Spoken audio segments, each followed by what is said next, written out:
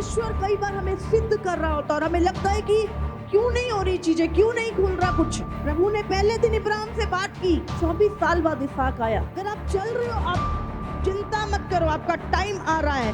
Double blessing आपका हिस्सा होगी यीशु मसीह के नाम से।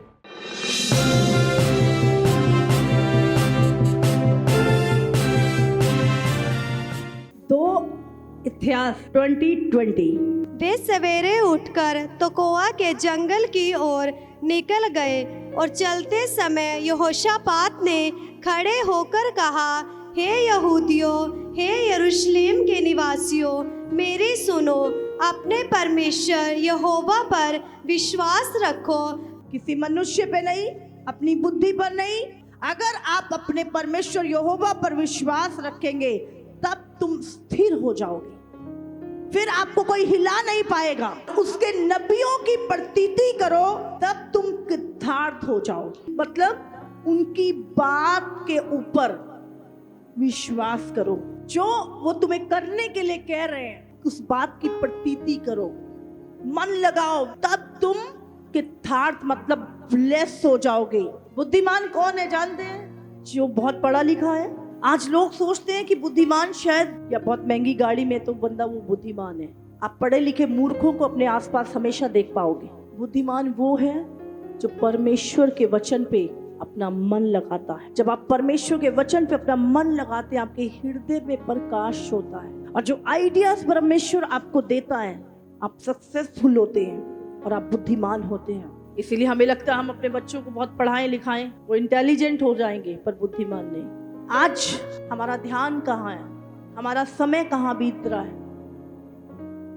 हमें ध्यान करना, हमारे बच्चों का समय कहाँ बीत रहा है? रोज नशा करना, वो रूटीन, रोज बुरी संगति में, हंसी मजाक, रोज निंदा चुगली, रोज टाइम पास लाइफ का।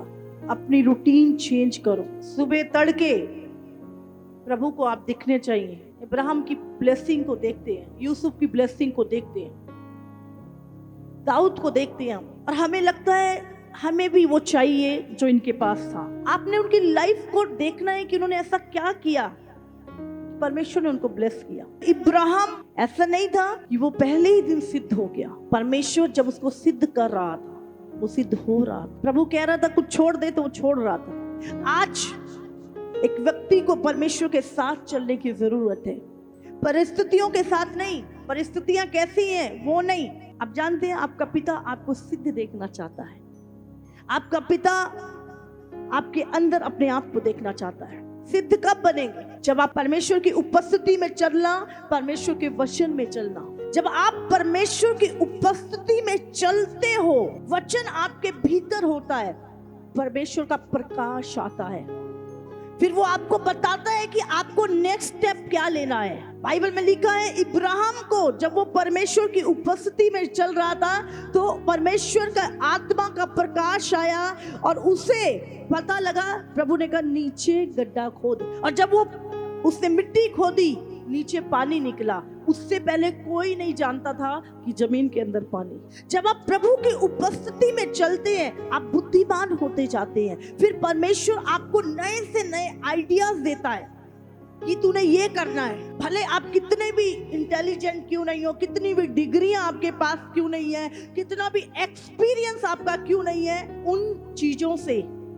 कुछ नहीं कर सकते जब तक परमेश्वर का विजडम, परमेश्वर का ज्ञान आपके अंदर नहीं आता। आप प्रार्थना में बैठे हो, आप वचन पढ़ रहे हो, आपको सडनली एक आइडिया आएगा, तू ऐसा कर, ऐसा कर, ऐसा कर, ब्लेस हो रहा। प्रभु आपको आइडियाज देगा और जैसे आप करेंगे चीजों को, आप देखेंगे गवाही के साथ आएंगे। आप यूसुफ प्रभु के साथ चला, उसके जीवन में दुख आए, तकलीफ आए।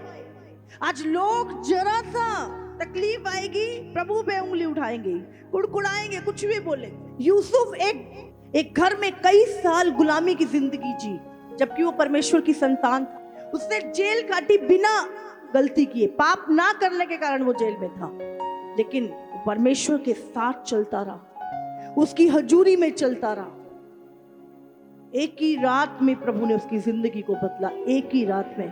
हो सकता आपकी जिंदगी में कुछ चीजें आप उस प्रॉमिस लैंड के पास नहीं पहुंच पा रहे, प्रभु आपको सिद्ध कर रहा है। ताकि जब वो आशीष आए, वो आशीष आपको खराब ना करे, लेकिन आप ब्लेस हो। Hallelujah, hallelujah. परमेश्वर कई बार हमें सिद्ध कर रहा होता है और हमें लगता है कि क्यों नहीं हो रही चीजें, क्यों नहीं खुल रहा कुछ। अगर आप चल रहे हो, आप चिंता मत करो, आपका टाइम आ रहा है। डबल ब्लेसिंग आपका हिस्सा होगी यीशु मसीह के नाम से। इब्राहिम का बेटा था इसहाक, की भी एक आदत थी, वो शाम को, संडे के समय शाम को वचन पे मनन करने के लिए अलग जाया करता था, दूर जाया करता था। उसकी हैबिट थी, रूटीन थी उसकी। आज कुछ रूटीन बनानी है अपनी लाइफ में हमें।